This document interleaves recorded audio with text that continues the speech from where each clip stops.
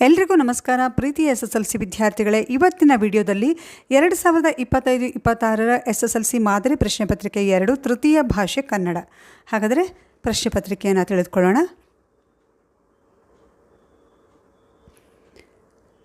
ಪ್ರಶ್ನೆ 1 ಬಹು ಆಯ್ಕೆಯ ಪ್ರಶ್ನೆ.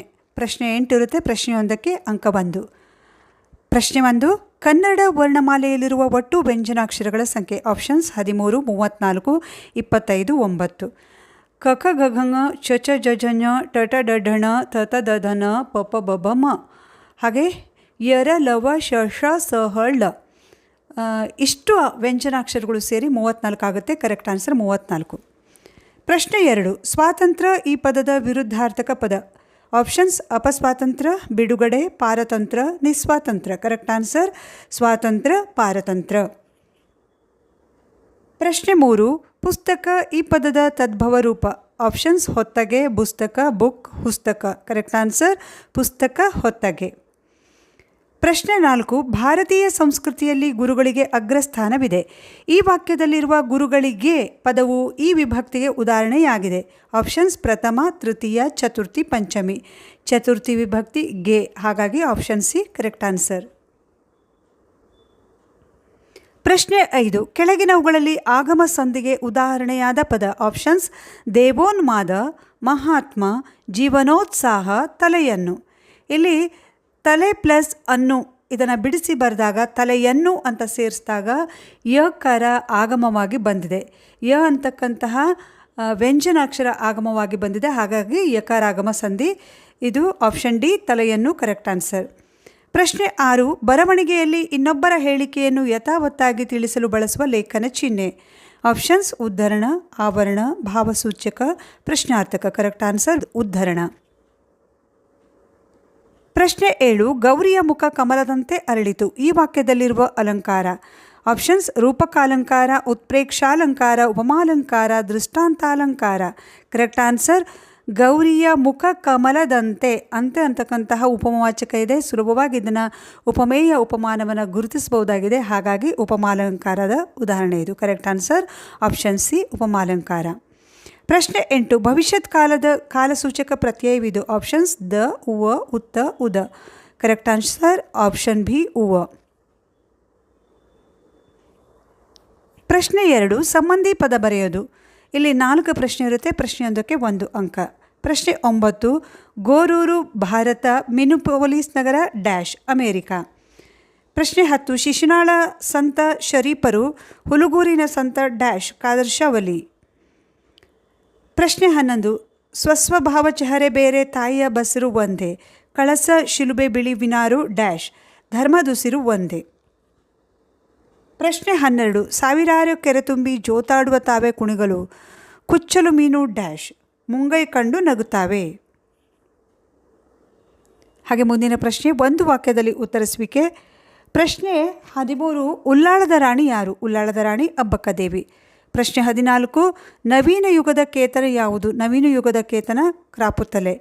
ಪ್ರಶ್ನೆ 16 ಧರ್ಮಪದನು ಯಾವ ದೇವಾಲಯದ ಮಹಾದ್ವಾರಕ್ಕೆ ಕಳಶವನ್ನು ಕೂಡಿಸಿದನು? ಧರ್ಮಪದನು ಕೊನಾರ್ಕ್ ದೇವಾಲಯದ ಮಹಾದ್ವಾರಕ್ಕೆ ಕಳಶವನ್ನು ಕೂಡಿಸಿದನು. ಪ್ರಶ್ನೆ 16 ನಾಗೇಶ್ ಹೆಗಡೆಯವರು ಹೈಸ್ಕೂಲ್ ಶಿಕ್ಷಣವನ್ನು ಎಲ್ಲಿ ಪಡೆದರು? ನಾಗೇಶ್ ಹೆಗಡೆಯವರು ಹೈಸ್ಕೂಲ್ ಶಿಕ್ಷಣವನ್ನು ಎಡಳ್ಳಿಯಲ್ಲಿ ಪಡೆದರು. ವಿದ್ಯಾರ್ಥಿಗಳೇ, ಈ ಆನ್ಸರನ್ನು ಓದುವಾಗ ತುಂಬ ಖುಷಿ ಆಗುತ್ತೆ, ಯಾಕಂದರೆ ನಾನು ಕೂಡ ಇದೇ ಹೈಸ್ಕೂಲಲ್ಲಿ ಓದಿರ್ತಕ್ಕಂಥವಳು.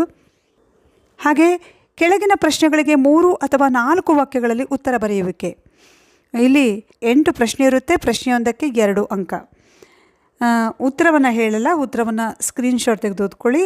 ಪ್ರಶ್ನೆ 17 ಗಾಂಧೀಜಿಯವರು ಗೌರಮ್ಮನವರ ಮನೆಗೆ ಏಕೆ ಬಂದರು? ಪ್ರಶ್ನೆ 18 ಮೋಹನಾಪುರದ ಸತ್ಯಾಗ್ರಹಿಗಳು ಮಾಡುತ್ತಿದ್ದ ಘೋಷಣೆಗಳು ಯಾವುವು?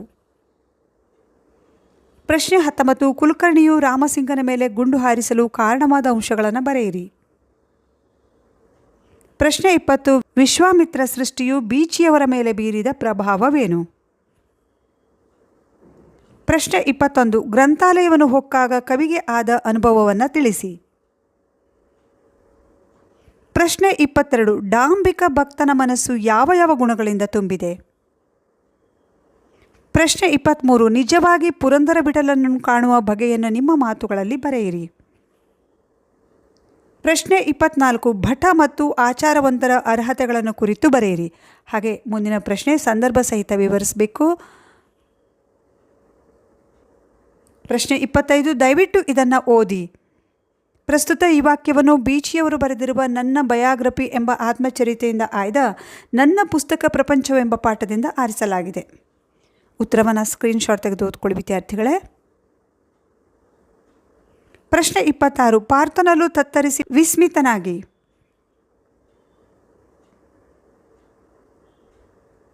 ಹಾಗೆ ಮುಂದಿನ ಪ್ರಶ್ನೆ ಕೆಳಗಿನ ಪ್ರಶ್ನೆಗಳಿಗೆ 5 ಅಥವಾ 6 ವಾಕ್ಯಗಳಲ್ಲಿ ಉತ್ತರಿಸಬೇಕು. ಪ್ರಶ್ನೆಯೊಂದಕ್ಕೆ 3 ಅಂಕ. ಪ್ರಶ್ನೆ 27 ಮಿನಿಪೋಲಿಸ್ ನಗರದಲ್ಲಿ ಗೋರೂರರು ತಪ್ಪಿಸಿಕೊಂಡ ಪ್ರಕರಣವನ್ನು ವಿವರಿಸಿರಿ.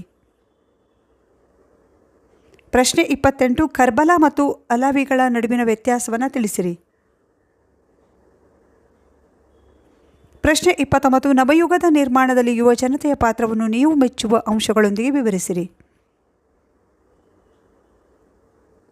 ಪ್ರಶ್ನೆ 30 ಮಳೆದೇವರಲ್ಲಿ ರೈತನು ಬೇಡಿಕೊಳ್ಳುವ ಪರಿಯನ್ನು ನಿಮ್ಮ ಮಾತಿನಲ್ಲಿ ಬರೆಯಿರಿ. ಹಾಗೆ ಮುಂದಿನ ಪ್ರಶ್ನೆ ಕವಿಗಳ ಸಾಹಿತಿಗಳ ಜನ್ಮಸ್ಥಳ ಕಾಲಕೃತಿಗಳನ್ನು ಕುರಿತು ವಾಕ್ಯ ರೂಪದಲ್ಲಿ ಬರೆಯೋದು. ಪ್ರಶ್ನೆಯೊಂದಕ್ಕೆ 3 ಅಂಕ. 2 ಪ್ರಶ್ನೆ ಇರುತ್ತೆ. ಮೊದಲನೇದಾಗಿ ಮನ ಮುಕ್ತಾಯ, ಎರಡನೇದು KS ನಿಸಾರ್ ಅಹಮದ್. ಹಾಗೆ ಮುಂದಿನ ಪ್ರಶ್ನೆ ಗಾದೆಯನ್ನು ವಿಸ್ತರಿಸಿ ಬರೆಯೋದು. ಯಾವುದಾದ್ರೂ ಒಂದಕ್ಕೆ ಮಾತ್ರ ಬರೀಬೇಕು. ಒಂದು ಪ್ರಶ್ನೆಗೆ 3 ಅಂಕ ಇರುತ್ತೆ. ಕುಂಬಾರನಿಗೆ ವರ್ಷ ದೊಣ್ಣೆಗೆ ನಿಮಿಷ ಅಥವಾ ಕೈ ಕೆಸರಾದರೆ ಬಾಯಿ ಮೊಸರು. ಇದು ಯಾವಾಗಲೂ ಸಾಮಾನ್ಯವಾಗಿ ಇದೇ ಗಾದೆ ಮಾತುಗಳು ರಿಪೀಟ್ ಆಗ್ತಾ ಇರ್ತವೆ ವಿದ್ಯಾರ್ಥಿಗಳೇ. ಈ ನನ್ನ ಶ್ರೀಮತಿ ರೇಖಾ ಭಾಸ್ಕರ್ ಚಾನಲಲ್ಲಿ ಈ 2 ಗಾದೆ ಮಾತುಗಳು ಲಭ್ಯ ಇದೆ. ಹಾಗೆ ನಿಮಗೆ ಬೇಕಾಗಿರ್ತಕ್ಕಂಥ ಎಲ್ಲ ಗಾದೆ ಮಾತುಗಳಿವೆ. ದಯಮಾಡಿ ಅದನ್ನು ನೋಡಿ ಓದ್ಕೊಳ್ಳಿ.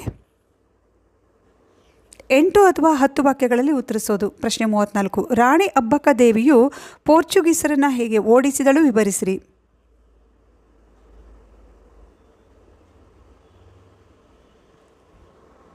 ಹಾಗೆ ಮುಂದಿನ ಪ್ರಶ್ನೆ ಕಿತ್ತೂರು ರಾಣಿ ಚೆನ್ನಮ್ಮನ ಸ್ವಾಭಿಮಾನ ಮತ್ತು ದೇಶಾಭಿಮಾನವನ್ನು ಕುರಿತು ಬರೆಯಿರಿ. ಮುಂದಿನ ಪ್ರಶ್ನೆ ಪದ್ಯ ಭಾಗವನ್ನು ಪೂರ್ಣಗೊಳಿಸೋದು. ಇಲ್ಲಿ 1 ಪ್ಯಾರಾಗ್ರಾಫನ್ನು ಬರೀಬೇಕಾಗುತ್ತೆ. ಇಲ್ಲಿ 2 ಪ್ಯಾರಾಗ್ರಾಫನ್ನು ಬರೀಲಿಕ್ಕೆ ಕೊಟ್ಟಿದ್ದಾರೆ. ಒಂದು ಯಾವುದಾದ್ರೂ ಒಂದು ಆಪ್ಷನ್ ಇದೆ. ವಿದ್ಯಾರ್ಥಿಗಳೇ ಪದ್ಯವನ್ನು ಬರೆಯುವಾಗ ಮೇಲಿನ ಪದ್ಯದ ಹೆಸರೇನು ಅಂತ ಬರಬೇಕು. ಪದ್ಯ ಬರೆದಿರ್ತಕ್ಕಂಥವ್ರು ಯಾರು ಅನ್ನೋದನ್ನು ಕೆಳಗಡೆ ಬರೀಬೇಕು. ಮುಂದಿನ ಪ್ರಶ್ನೆ ಕೆಳಗಿನ ಗದ್ಯ ಭಾಗವನ್ನು ಮನಸ್ಸಿನಲ್ಲಿ ಓದಿಕೊಂಡು ಕೊಟ್ಟಿರುವ ಪ್ರಶ್ನೆಗಳಿಗೆ ಉತ್ತರ ಬರೆಯಿರಿ. ಇದು ಸುಲಭವಾಗಿ ಪಡೀತಕ್ಕಂಥ 4 ಅಂಕದ ಪ್ರಶ್ನೆ ವಿದ್ಯಾರ್ಥಿಗಳೇ. ಇಲ್ಲಿ 1 ಅಂಕದ 4 ಪ್ರಶ್ನೆ ಇರುತ್ತೆ. ದಯಮಾಡಿ ಪ್ರಶ್ನೆಯನ್ನು ಮೊದಲು ಓದ್ಕೊಳ್ಳಿ, ಆಮೇಲೆ ಪ್ಯಾಸೇಜನ್ನು ನೀಟಾಗಿ ಓದ್ತಾ ಉತ್ತರವನ್ನು ಸುಲಭವಾಗಿ ಕಂಡುಹಿಡಿದು ಬರೆಯಿರಿ. ನೋಡಿ ಇಲ್ಲಿ 4 ಪ್ರಶ್ನೆಗಳನ್ನು ಕೊಟ್ಟಿದ್ದಾರೆ, ಹಾಗೆ ಉತ್ತರವನ್ನು ತಿಳಿಸ್ಕೊಟ್ಟಿದ್ದಾರೆ. ಹಾಗೆ ಮುಂದಿನ ಪ್ರಶ್ನೆ ಕೆಳಗಿನ ಯಾವುದಾದ್ರೂ ಒಂದು ವಿಷಯವನ್ನು ಕುರಿತು 15 ವಾಕ್ಯಗಳಿಗೆ ಕಡಿಮೆ ಇಲ್ಲದಂತೆ ಪ್ರಬಂಧ ಬರೀಬೇಕು. ಯಾವುದಾದ್ರೂ ಒಂದು ಪ್ರಬಂಧ ಬರೀಬೇಕು. 4 ಅಂಕದ ಪ್ರಶ್ನೆ ನಿಮಗೆ ಇದು. ಪ್ರಶ್ನೆ 37ರಲ್ಲಿ ಜಲ ಸಂರಕ್ಷಣೆ ಅಥವಾ ಸಂಪರ್ಕ ಮಾಧ್ಯಮದ ಉಪಯೋಗ ಮತ್ತು ದುಷ್ಪರಿಣಾಮ 2 ಪ್ರಶ್ನೆಯನ್ನು ಕೊಟ್ಟಿದ್ದಾರೆ. ಯಾವುದಾದ್ರೂ ಒಂದನ್ನು ಬರೀಬೇಕಾಗುತ್ತೆ. ಮುಂದಿನ ಪ್ರಶ್ನೆ ಕೆಳಗಿನ ಯಾವುದಾದ್ರೂ ಒಂದಕ್ಕೆ ಕೊಟ್ಟಿರುವ ಮಾಹಿತಿಯನ್ನು ಆಧರಿಸಿ ಪತ್ರ ಬರೀಬೇಕು. ಪತ್ರ ಲೇಖನ 5 ಅಂಕದ ಪ್ರಶ್ನೆಯಾಗಿದೆ. ನಿಮ್ಮನ್ನು ಶಿವಮೊಗ್ಗದ ಕುವೆಂಪು ಪ್ರೌಢಶಾಲೆಯ ವಿದ್ಯಾರ್ಥಿನಿ ಸಾನ್ವಿತಾ ಎಂದು ಭಾವಿಸಿಕೊಂಡು ನಿಮ್ಮ ಶಾಲೆಗೆ 10 ಕನ್ನಡ ವ್ಯಾಕರಣದರ್ಶಿನಿ ಪುಸ್ತಕಗಳನ್ನು ಕಳುಹಿಸಿಕೊಡುವಂತೆ ಕೋರಿ ಬೆಂಗಳೂರಿನಲ್ಲಿರುವ ಸ್ವಪ್ನ ಬುಕ್ ಹೌಸ್ನ ವ್ಯವಸ್ಥಾಪಕರಿಗೆ ಒಂದು ಪತ್ರವನ್ನು ಬರೀಬೇಕು. ವ್ಯವಸ್ಥಾಪಕರು ಸ್ವಪ್ನ ಬುಕ್ ಹೌಸ್ ಅಂತ ಬರೆದು ಬೆಂಗಳೂರು ಅಂತ ಬರೆದು ನೀವು ಯಾರು, ನಿಮ್ಮ ಹೆಸರು ಸಾನ್ವಿತಾ, ಕುವೆಂಪು ಪ್ರೌಢಶಾಲೆ ವಿದ್ಯಾರ್ಥಿನಿ, ಶಿವಮೊಗ್ಗ ಅಂತ ಬರೀಬೇಕು.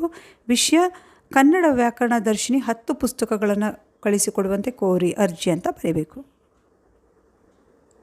ಹಾಗೆ ಮುಂದಿನ ಪತ್ರಲೇಖನ ನಿಮ್ಮನ್ನು ಬೆಂಗಳೂರಿನ ಸುಭಾಷ್ ಪ್ರೌಢಶಾಲೆಯಲ್ಲಿ ಓದುತ್ತಿರುವ ಸೌಮ್ಯ ಎಂದು ಭಾವಿಸಿಕೊಂಡು ಶಾಲೆಯಲ್ಲಿ ನಡೆದ ಮಕ್ಕಳ ದಿನಾಚರಣೆಯ ಕಾರ್ಯಕ್ರಮವನ್ನು ಕುರಿತು ಮೈಸೂರಿನ ಅರವಿಂದ ನಗರಿ ಬಡಾವಣೆಯಲ್ಲಿ ವಾಸವಾಗಿರುವ ಶಾಲಿನಿ ಎಂಬ ಹೆಸರಿನ ನಿಮ್ಮ ಗೆಳತಿಗೆ ಒಂದು ಪತ್ರವನ್ನು ಬರೀಬೇಕು. ಇದು ಖಾಸಗಿ ಪತ್ರಲೇಖನ ಆಗಿರುತ್ತೆ. ನಿಮ್ಮ ಹೆಸರು ಸೌಮ್ಯ, ಸುಭಾಷ್ ಪ್ರೌಢಶಾಲೆ ಬೆಂಗಳೂರು. ನೀವು ಪತ್ರವನ್ನು ಶಾಲಿನಿ ಹಾಗೆ ಅರವಿಂದ್ ನಗರ ಬಡಾವಣೆ ಮೈಸೂರು ಅವರಿಗೆ ಪತ್ರವನ್ನು ಬರೀತಾ ಇದ್ದೀರಾ.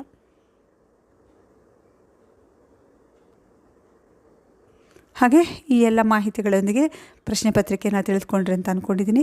ವಿದ್ಯಾರ್ಥಿಗಳೇ, ಮುಂದಿನ ವಿಡಿಯೋಕ್ಕಾಗಿ ದಯಮಾಡಿ ನನ್ನ ಶ್ರೀಮತಿ ರೇಖಾ ಭಾಸ್ಕರ್ ಚಾನಲ್ನ ಸಬ್ಸ್ಕ್ರೈಬ್ ಮಾಡ್ಕೊಂಡು ವಿಡಿಯೋ ನೋಡಿ. Thank you.